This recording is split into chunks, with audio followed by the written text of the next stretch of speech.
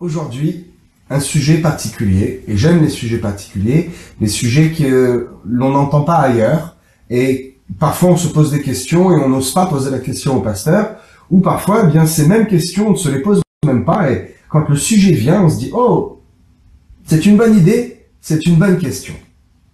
Alors ce soir, le thème, c'est la poussière.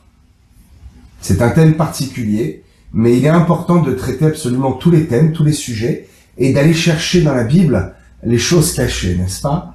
Donc, la poussière, y a-t-il une clé, y a-t-il une révélation, y a-t-il quelque chose de très important à comprendre avec la poussière? Alors, à ma bonne habitude, comme un bon étudiant, ok, je vais voir dans le Strong, le grec, l'hébreu, dans les textes anciens, qu'est-ce qui pourrait déjà commencer à éveiller en moi quelque chose qui m'interroge. Donc, je regarde ce mot de poussière, et la première chose que je vois, c'est que il apparaît peu de fois, 11 fois exactement, de Genèse à Actes. Mais, il existe 11 mots différents. 3 en grec et 9 en hébreu. 12 mots, ouais, c'est ça, 12 mots différents. 3 en grec, ok, mais 9 en hébreu, en sachant que l'hébreu est encore plus précis que le grec, plus ancien. Donc 9 mots pour dire simplement notre mot de poussière. Alors qu'est-ce que cela cache? Effectivement, il y a plusieurs types de poussière. Alors à ce moment-là, il est intéressant d'aller voir dans les versets que nous connaissons, par exemple secouer la poussière de nos pieds, nous sommes formés de la poussière, etc. On retournera à la poussière. Il est intéressant d'aller voir de quel type de poussière il s'agit pour voir s'il n'y a pas quelque chose de caché, quelque chose à découvrir. Donc, je l'ai fait pour vous. D'abord, le symbole de la poussière dans la Bible, c'est en fait le symbole du rien. Parce que Dieu nous a créés à partir de la poussière. Dieu nous a créés à partir de quelque chose qui est quasiment impalpable. Or, il y a aussi quelque chose à comprendre là-dedans, c'est que Dieu ne nous a pas créés à partir... Il y a quand même un élément, c'est cette poussière qui représente le rien. Mais c'est quand même un élément. Et cet élément provient de quoi? Provient de la terre, provient du sol. Donc Dieu a d'abord formé la terre, et de la terre, il a formé l'homme. Mais le but n'était pas accompli, puisqu'il a fallu qu'il y ait une dernière étape, qui lui insuffle le souffle de vie. Bien. Lisons tout de suite Ecclésiaste, chapitre 12, verset 9. Ou suivant les versions, parce que je connais bien le sujet, Ecclésiaste chapitre 12, verset 7. Il y a un petit décalage entre le découpage, suivant les versions que vous avez, si c'est Darby, si c'est Nouvelle Édition de Genève, si c'est 1901, seconde 1901, seconde 1910, Nouvelle Édition 21, etc. Donc, il est écrit,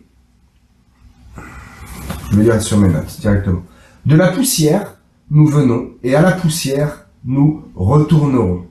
Mais notre esprit, lui, retourne à Dieu. » Il s'agit de Salomon qui a écrit le livre de l'Ecclésiaste, un livre qualifié de très très sage, Salomon très intelligent.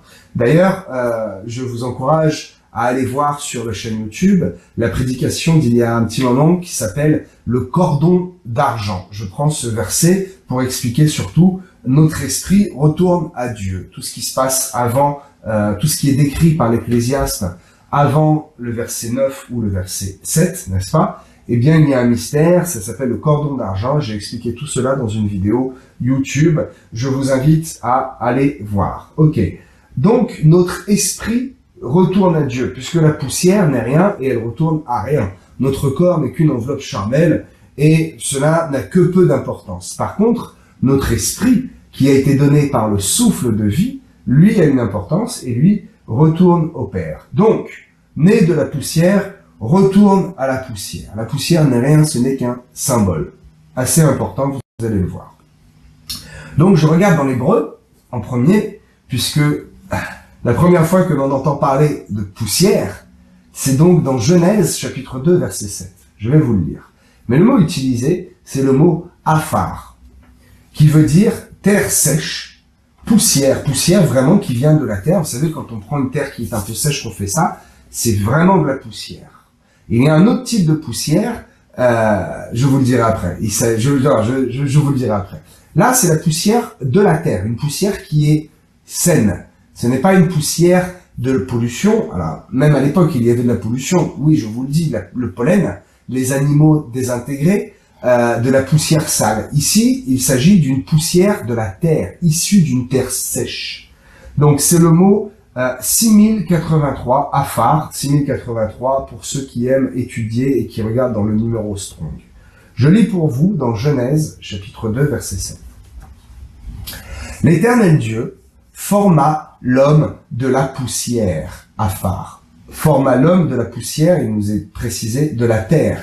Il souffla dans ses narines un souffle de vie, et l'homme devint un être vivant.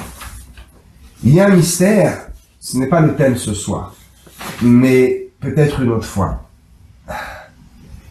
Quand Dieu a fait le végétal était déjà vivant. Quand Dieu a fait l'animal était déjà vivant. Quand Dieu a fait l'homme de la poussière de la terre, l'homme n'était pas encore vivant. Il a fallu qu'il lui insuffle quoi? Le souffle de vie. Et dans le souffle de vie, le roi, en hébreu, c'est l'Esprit de Dieu. Oui, mes amis, je fais une grande parenthèse, nous avons une part de l'Esprit de Dieu en nous. Alléluia. Ok, donc, je reprends. Il est question ici de poussière. Mais beaucoup confondent les deux mots poussière et cendre. Vous allez voir pourquoi je parle de cela. Le mot épher veut dire cendre ou indigné. C'est le Strong numéro 665. Donc, d'un côté, nous avons Afar et de l'autre côté, nous avons épher, qui ont en fait été traduits par poussière. Voyez-vous, les 9 mots en hébreu sont déclinés avec beaucoup de précision.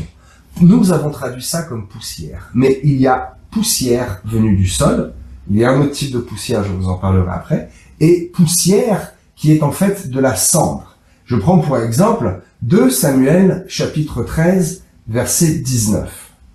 Tamar répandit de la cendre, épher, sur sa tête, et déchira sa tunique bigarrée, elle mit la main sur sa tête et s'en alla en poussant des cris.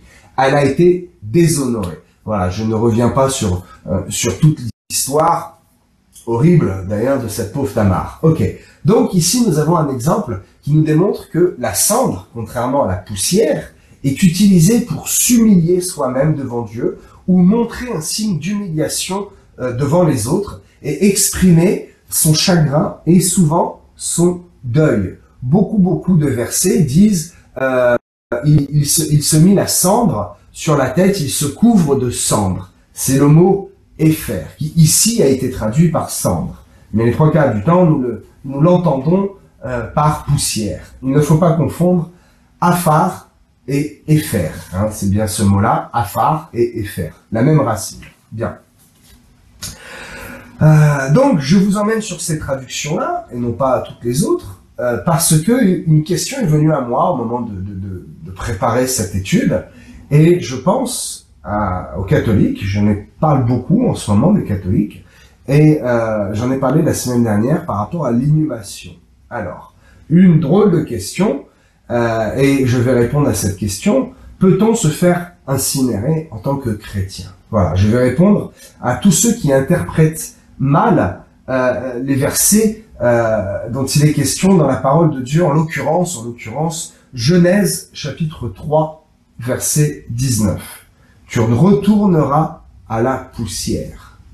Quand tu es mort, ton corps retourne à la poussière. Et donc, ici, poussière, on nous dit que la poussière, c'est de la cendre, n'est-ce pas? Mais rien à voir du tout. La poussière n'est pas de la cendre, et la cendre n'est absolument pas de la poussière, n'est-ce pas? Afar, je relis pour être certain, et épher. Ok. Donc, il est question ici de savoir si l'on peut retourner à la cendre. Eh bien non, mon ami. Le mot poussière, dans Genèse 3.19, c'est bien le mot Afar, et non épher. Donc, tu retourneras de là où Dieu t'a formé. Tu retourneras à la terre, à la poussière de la terre. Souvenez-vous, dans Genèse 2, il est question de la poussière qui provient de quoi? De la terre. C'est vraiment un détail. Ici, l'écrivain, donc Moïse, insiste vraiment, parce qu'il sait que dans les générations futures, il pourrait y avoir une méprise. Donc nous avons ce mot afar qui est très clair, et en plus cette précision, la poussière qui vient de la terre. Donc mes amis, c'est une abomination que de se faire brûler. Les gens du monde ne le savent pas, eh bien qu'ils soient pardonnés. Mais les chrétiens qui le font, eh bien ce n'est pas bon, ce n'est vraiment pas une bonne chose. Tu retourneras à la poussière et non à la cendre. Alors, je vais continuer un petit peu dans cette voie-là, parce que je pense que c'est un sujet qui porte débat et qui peut vous intéresser, ou du moins qui peut vous apporter des arguments. Il faut toujours avoir des arguments lorsque l'on discute avec le monde, avec des religieux ou avec d'autres mouvements chrétiens. Bien, il faut toujours expliquer son point de vue et l'expliquer bibliquement. Donc, textuellement, dans la parole de Dieu, il n'y a pas d'interdiction. Mais il y a tellement de choses qui ne sont pas écrites et qui sont évidentes. Tellement de choses que nous ne faisons pas et qu'il n'y a pas besoin de nous le dire. Nous le savons qu'il ne faut pas le faire. Bon.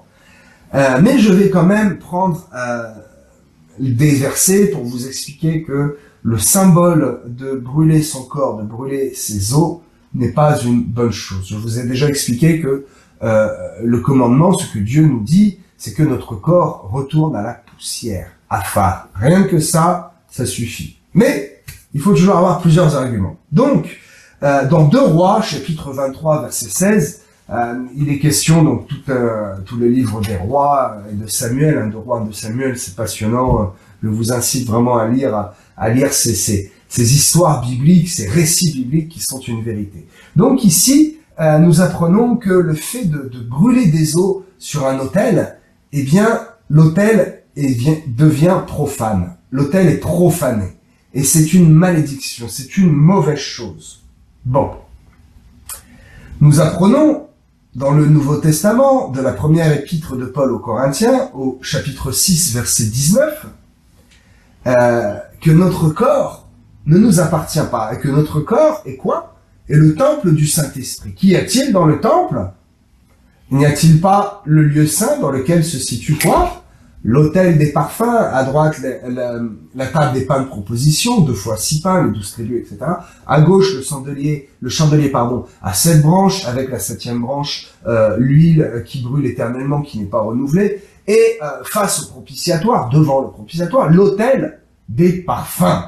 De là d'où montent les sacrifices de bonne odeur. Donc, pour profaner un autel, il suffit juste d'aller brûler des os sur cet autel. Je dis juste parce que c'est très symbolique. C'est facile à faire, mais pourtant les conséquences sont énormes. Donc nous l'apprenons dans 2 Rois, chapitre 23, verset 16, que le fait de brûler des os sur un autel est une mauvaise chose. Bien, allons plus loin dans 1 Corinthiens 6, 19.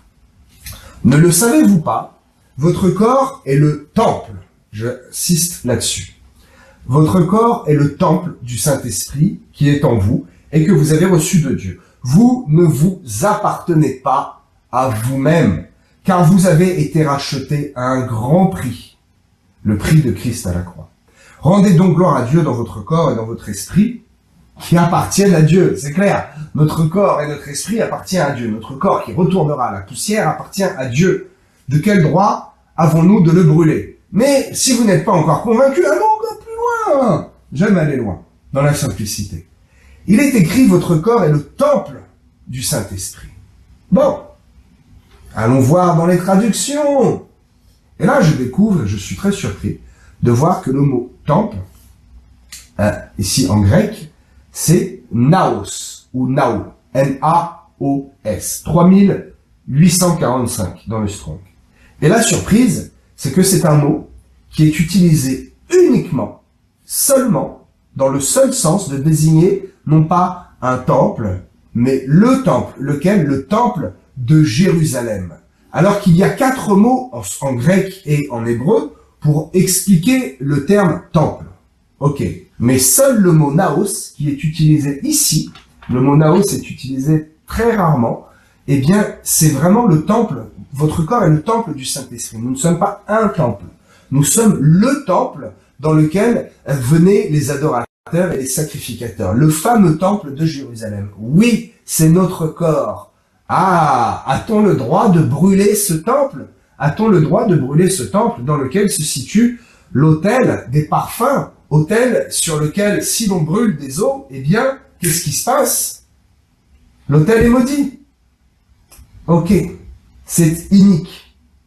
Donc, encore un exemple pour vous démontrer que l'incinération pour un chrétien n'est absolument pas bonne. Elle vous rend, comme ce verset de 2 Rois 23:16, elle vous rend profane. Ok. De plus, encore un argument, la Bible ne parle jamais d'incinération pour volontaire, à la mort. Elle ne parle seulement que de sépulcre ou d'ensevelissement, ou encore de tombeau. Mais il ne s'agit jamais de volontairement se faire incinérer et de garder ses cendres pour pouvoir les mettre dans un petit vase ou de les conserver. Ce n'est pas une bonne chose. Donc, avec tous ces arguments, j'espère que je vous ai convaincu qu'il est évident que non, nous ne devons pas nous faire brûler quand vient l'heure de notre mort. Si vous avez couché ça sur votre testament, mes amis, allez le changer. Allez-y, vraiment, c'est très très spirituel. Nous n'avons pas le pouvoir ni le droit de brûler le temple que nous sommes. Alléluia. Alors, je vais continuer et je fais attention voilà, au format. J'aime respecter un format court qui va directement dans la parole et qui vous répond, qui vous saisit et qui vous intéresse. Nous ne sommes pas des auditeurs oublieux. Alléluia. Alors, qu'en est-il de ce verset de Matthieu 10:14? Vous savez, quand Matthieu parle de Jésus aussi, il le dit, il y a plusieurs versets, plusieurs livres dont il est question avec cette poussière qu'il faut secouer de nos pieds dans Luc, dans Matthieu et dans Actes des Apôtres. Luc, Matthieu et Actes, c'est ça. Donc, ouvrons Matthieu 10:14. Il est écrit, lorsque l'on ne vous recevra pas et qu'on n'écoutera pas vos paroles, sortez de cette maison ou de cette ville et secouez la poussière de vos pieds. Ici, il s'agit encore d'un autre type de poussière, le type de poussière dont je vous parlais en début d'étude. La poussière Koniorthos, de 1868. Ici, il s'agit d'une poussière qui est sale, la poussière de la ville, la poussière de ces insectes qui sont morts et qui volent, la poussière des excréments qui sèchent et qui volent, la poussière de farine, la poussière des blés, la poussière que l'on trouve donc en ville ou parfois dans les maisons. Donc ici, le conseil est de secouer la poussière de nos pieds, de ne rien emporter de l'endroit qui ne veut pas entendre la parole de Dieu, de ne rien emporter de l'endroit qui refuse le message de l'Évangile. Il s'agit simplement de retirer, de secouer, d'enlever toute cette pollution qui nous vient du monde, qui nous vient des païens et qui ne veulent pas entendre parler de l'Évangile. Nous devons nous séparer de ces choses-là et nous devons nous distinguer. Oui, mes amis, nous sommes enfants de lumière. Nous sommes bien au-delà de ce que le monde entend et nous sommes bien au-delà de la souillure du monde. Bien sûr, personne n'est supérieur devant Dieu. Nous sommes tous égaux et il nous aime tous. Mais nous avons une dignité parce que en nous, nous portons la lumière de Jésus-Christ. Donc, ce verset est un très bon conseil. Il faut comprendre que parfois, il y a des situations, il y a des lieux dans lesquels on ne peut pas être entendu, dans lesquels on ne peut pas être reçu. Vous aurez beau faire ce que vous voulez, nous n'avons pas à nous tenir ici. Si Paul et Barnabas nous donnent ce conseil, ils secouent la poussière de leurs pieds. Si eux l'ont fait, ils l'ont fait parce qu'ils n'ont pas réussi à interpeller la population locale. Si eux ne l'ont pas fait, si Jésus lui-même donne ce conseil, vous n'allez pas réussir non plus à le faire. Il y a des endroits dans lesquels nous ne devons pas nous tenir, des endroits dans lesquels il ne faut pas insister et donc perdre du temps. Mes amis, ici, lorsque nous remettons cela dans le contexte, l'écrivain nous explique qu'en fait, il y a des situations dans lesquelles il ne faut pas perdre du temps. On secoue la poussière qu'il y a, ce type de poussière-là ne nous intéresse pas, on la laisse sur place, on n'en emporte rien. Oh, c'est très très symbolique. Cette poussière, c'est une poussière du monde et une poussière qui vous polluera et qui vous fera perdre votre temps.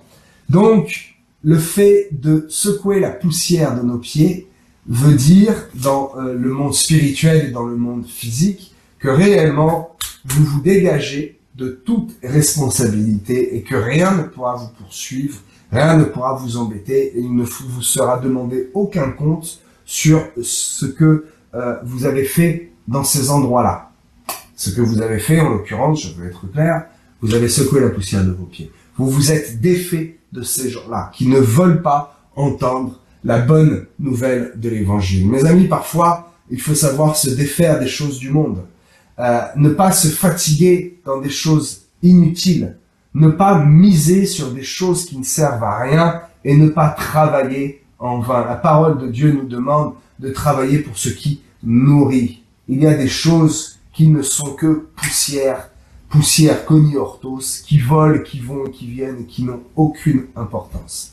Attachez-vous à la poussière affare, celle qui vient de la terre, celle que Dieu a créée et dont nous sommes issus et où notre corps retournera.